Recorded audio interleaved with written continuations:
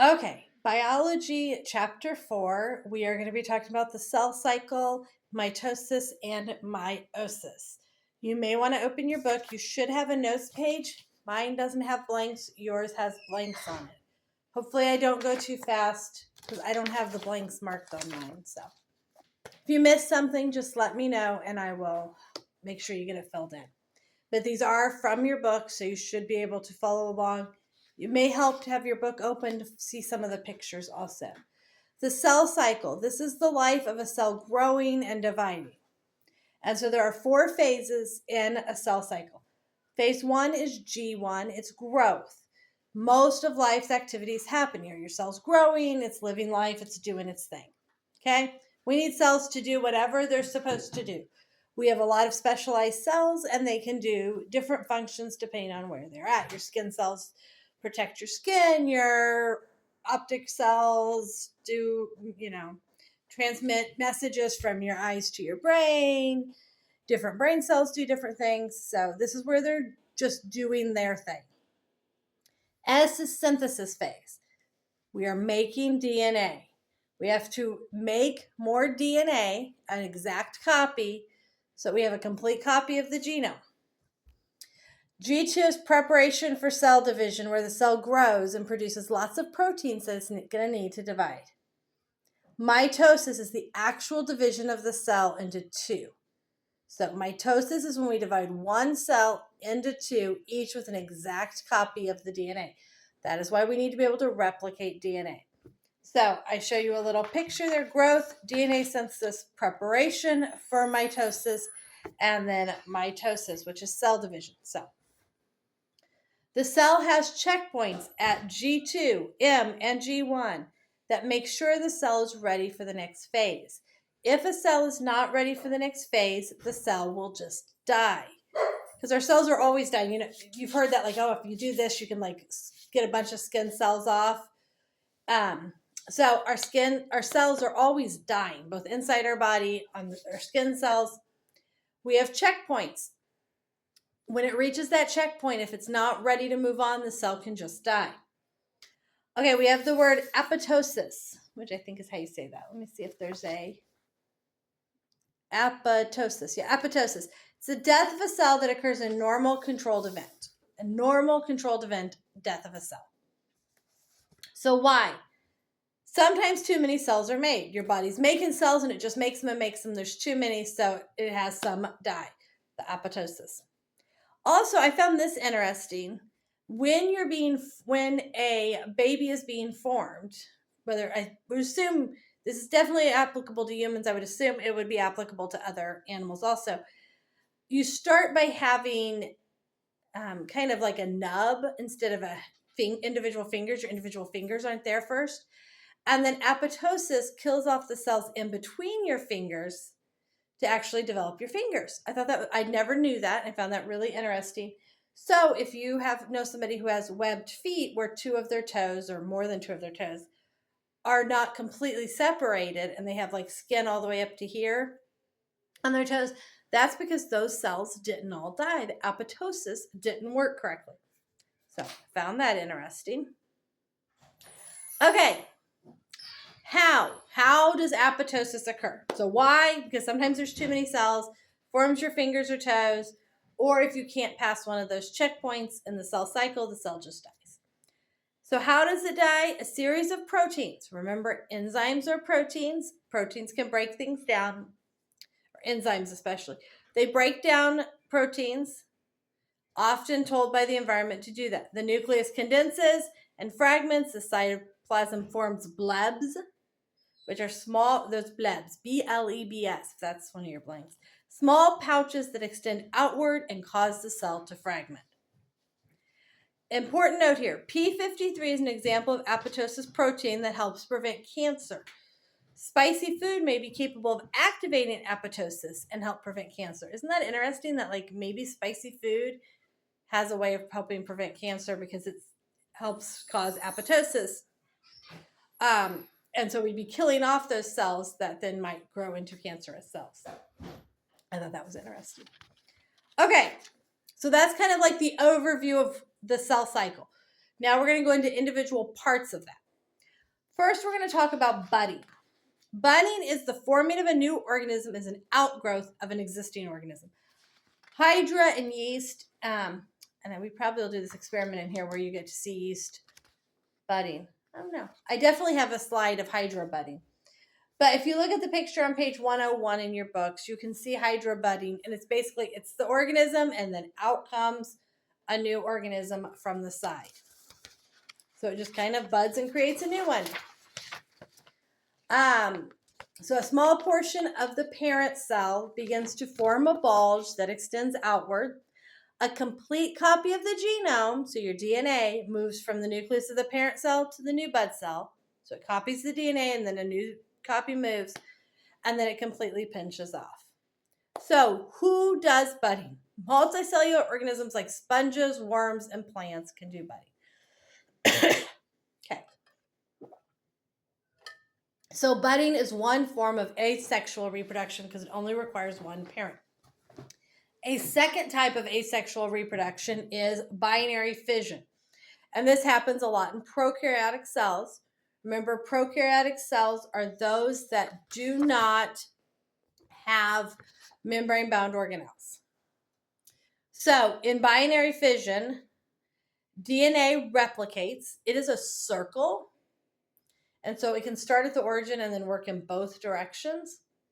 And then it attaches to the plasma membrane. The cell then elongates.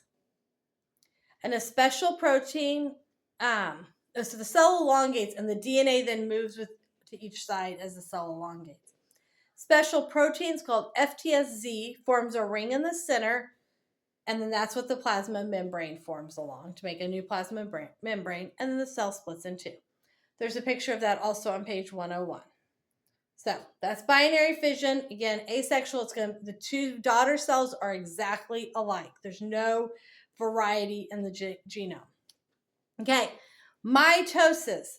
This is the most common way that eukaryotic cells reproduce, and you get two identical cells. Now, notice I said eukaryotic. Remember, eukaryotic cells are cells with membrane-bound organelles. The picture of the cell, well, the cell model you're making with all those membrane-bound organelles, that's a eukaryotic cell. We split this into 5 phases. Now, your cell doesn't necessarily go phase 1, stop, phase 2, stop, it just does it all. But scientists have split it into phases to kind of help remember the order. Page 103 in your book shows it. I was going to see, I don't think I put, nope, the picture, there's a little bit of a picture where I'm comparing mitosis and meiosis at the end, but I did not put all the mitosis pictures in here.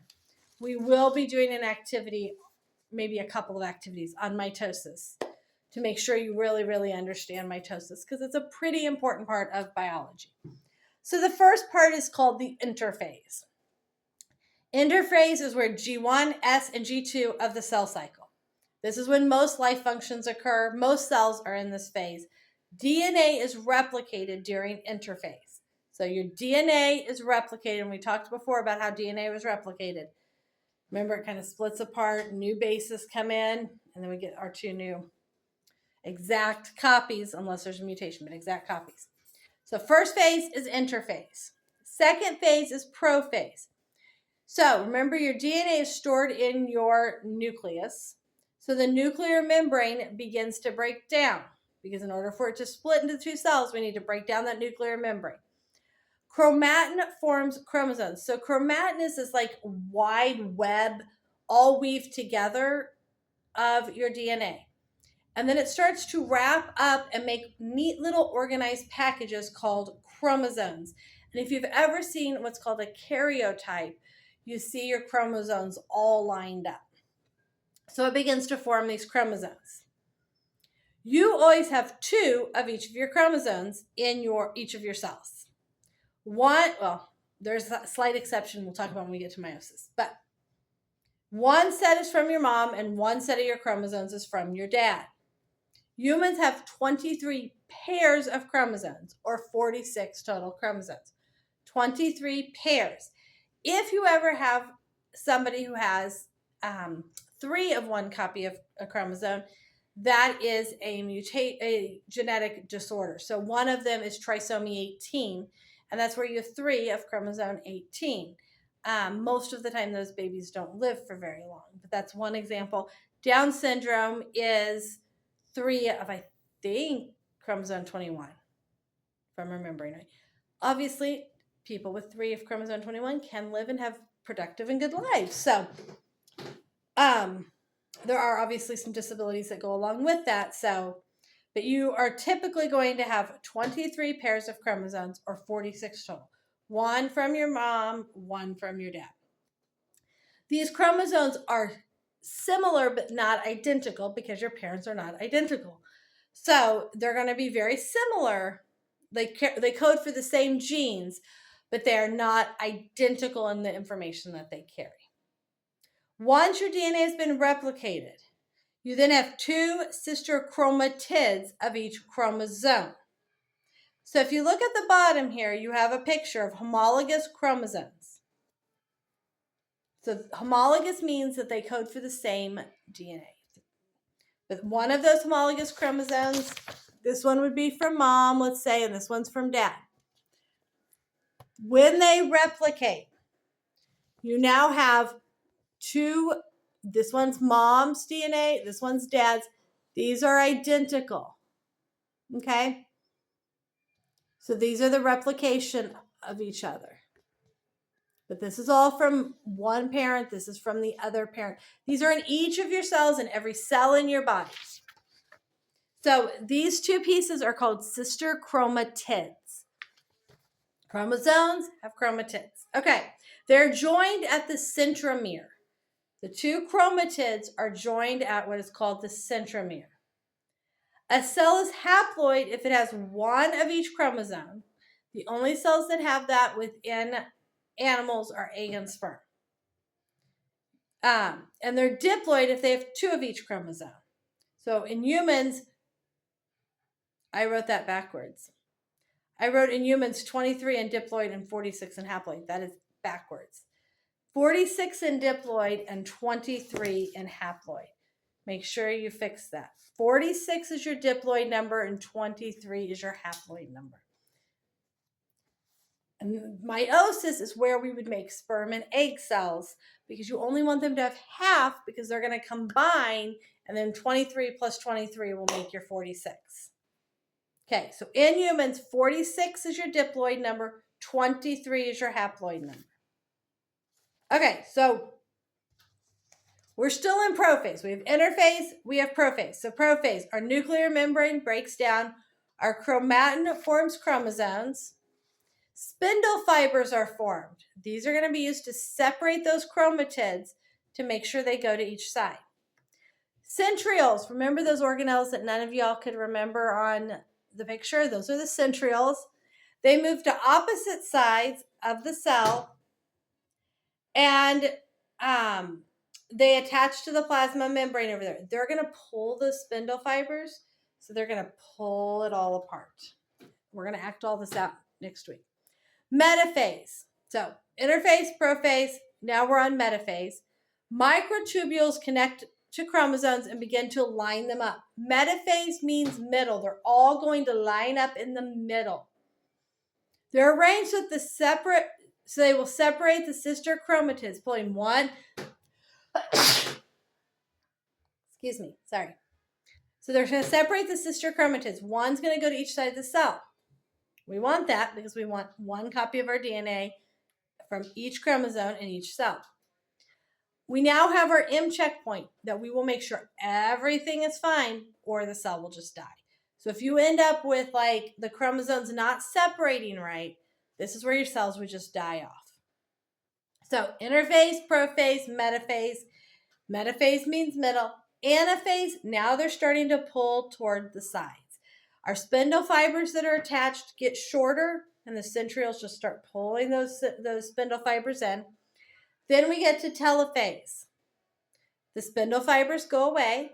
The nuclear membrane reappears around clusters of chromosomes. Chromosomes begin to uncoil. So, we have these nice, neat little chromosomes. They're going to go back to forming that chromatin. They're starting to unravel. Organelles, which organelles would be made in G1 and G2 phases, start to separate, move to the opposite sides. A contractile ring forms in the middle of the cell. which creates a cleavage furrow, and the furrow pinches closed, and we now have 2 cells. Okay? And page 103 in your book has the pictures, and we are going to act this out and go through this next week. So you don't have to understand all the details of it, but just understand that there's interphase, prophase, metaphase, anaphase, telophase. At the end of telophase, we do what's called cytokinesis, and the cell literally breaks in half, and we have 2 cells. Okay.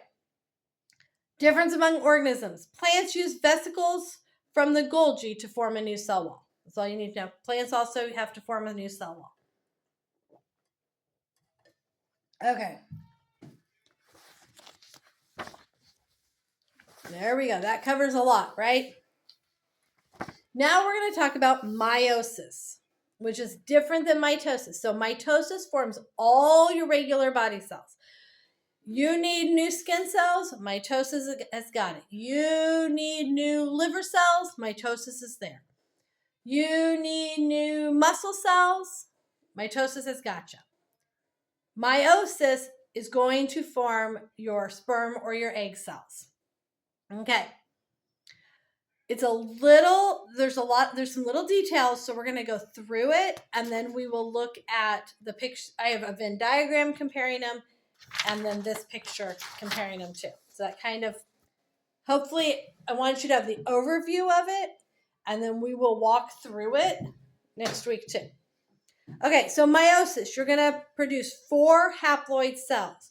One cell is going to produce 4 haploids. So in humans, remember our diploid is 46. So now we're going to produce 4 cells that each have 23 chromosomes. These are called your gametes. They're the sperm or the egg. Now, why do we do this? I'm getting a board. Hold on. This is because we need to have genetic variety in people, right? You do not look the same exactly as any of your siblings, but you all look similar. And you don't look exactly like any of your parents, but you look similar. Okay, so we have homologous chromosomes. And remember, we had a picture of our homologous chromosomes back here. Homologous chromosomes are chromosomes that carry the same genes. One's from one parent and the other's from the other parent. They're in all your cells, because remember, half came from each of your parents. So, important to remember homologous chromosomes. Meiosis 1. This is very similar to mitosis. We have interphase. Does the same thing interphase does. Prophase. Again, same thing. We're going to break down the nuclear membrane. We're going to form our chromosomes. Now, in metaphase, our homologous chromosomes are now going to line up. And in anaphase, our homologs are going to separate from each other. So, actually, let's go through it. This is where it can get confusing.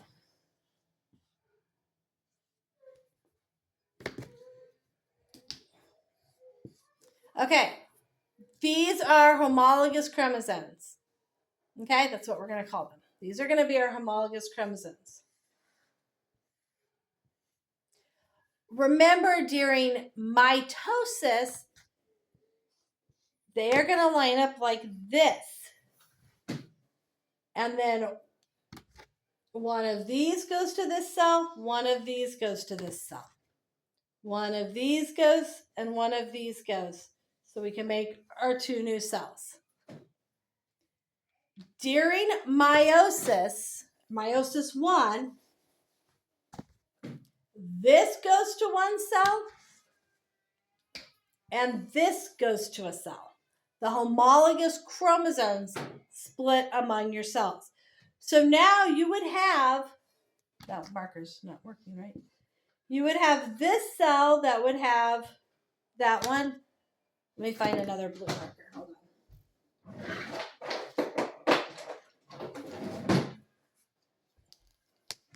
Let's see if this one works. And then you would have this one that would have your chromosomes. Okay, so a little different than mitosis. Here in meiosis, your homologous chromosomes are going to split apart. Okay, So metaphase 1, the homologous chromosomes line up on the equator. The homologs are separated from each other. Telophase 1, 2 daughter cells are formed. We have a haploid set of DNA, 1 chromosome from each pair, but it's still attached at your sister chromosomes. Okay, sometimes during this process, crossing over can occur. So when we're back here, sometimes crossing over can occur. And that would be when a piece of this one breaks off and a piece. Nah, that's the one that doesn't work.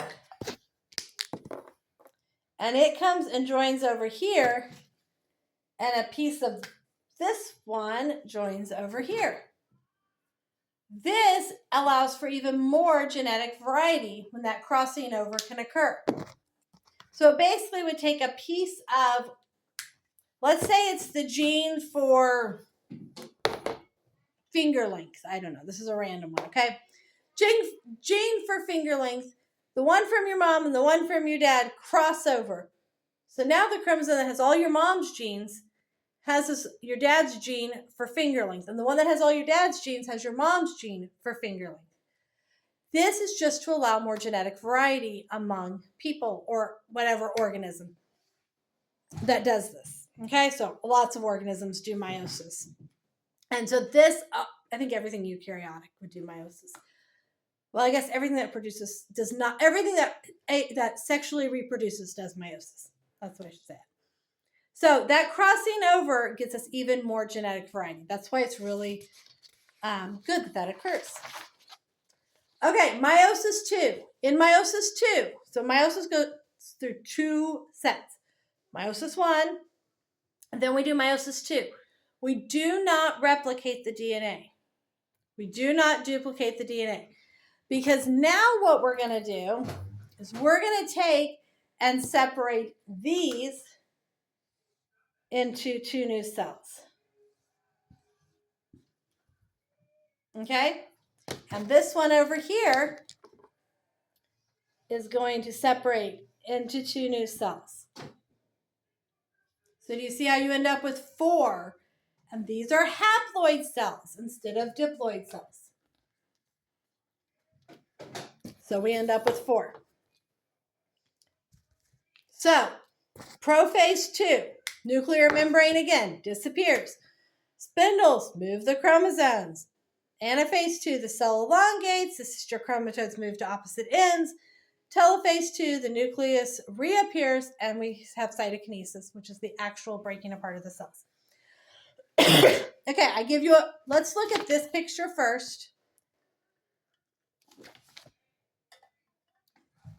Okay, for mitosis, we start with 2N. Means it has double chromosomes, 2 of every type. We have 2N, it splits into 2 diploid daughter cells. We start with 2N, we end with 2N. This is all of our body cells except for our gametes. Meiosis, we start with 2N and we make 1N cells, 4 haploid cells. Start with 1, end with 2 in mitosis, start with 1, end with 4 in meiosis. Meiosis produces our gametes, mitosis produces every other type of cell in our body. Okay, let's look at the Venn diagram. If you haven't read a Venn diagram, these are just for mitosis, these are just meiosis, this is what they have in common. So, mitosis, we make somatic cells. Somatic is just a word for everything but your gametes. We end with cells that are identical to the original. We produce diploid cells. We end with 2 cells. Ending humans have 46 chromosomes. Sister chromatids split apart first. In meiosis, we are making gametes. That's your sperm or your eggs. We end with 4 cells. The homologous pairs separate first. Ending humans have 23 chromosomes. Different animals have different numbers of chromosomes. And we produce haploid cells. So, things they share. We both start with 1 cell. It starts with interphase. Cytokinesis is involved, and DNA is replicated.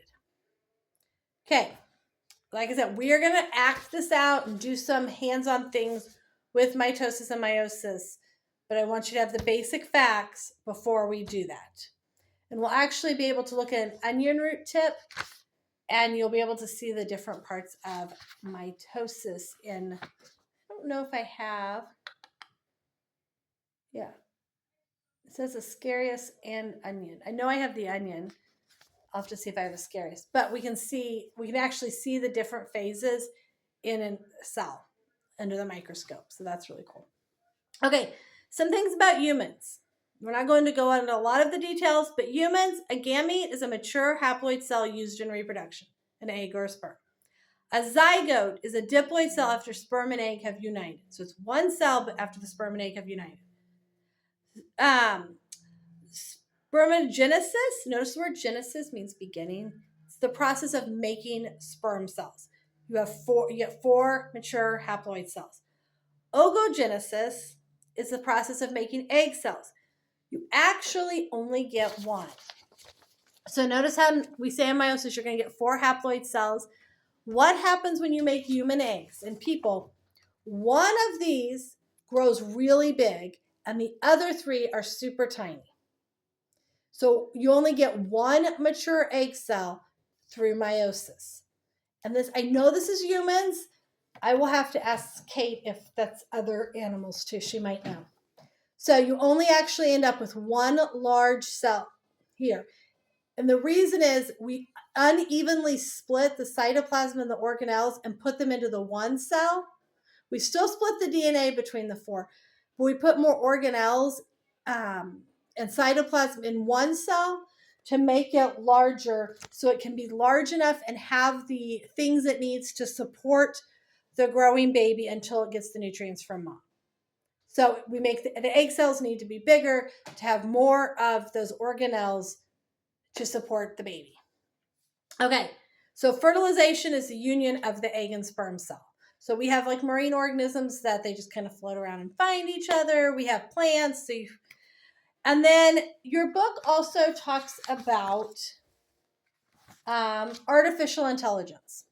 And it talks about that on page 121 and 122. I am not going to go through any of that or include any of that information, but you are welcome to read through artificial intelligence and see what they have to say about that. I find it interesting that they put some of those things into the book. So you are welcome to read about that. Okay, mitosis, meiosis, those are the basics. We will act them out and do some things to learn about them in class so that you can understand the two processes. It's important to understand the differences between mitosis and meiosis. So you might especially spend just a little time looking at this. We will go through this together.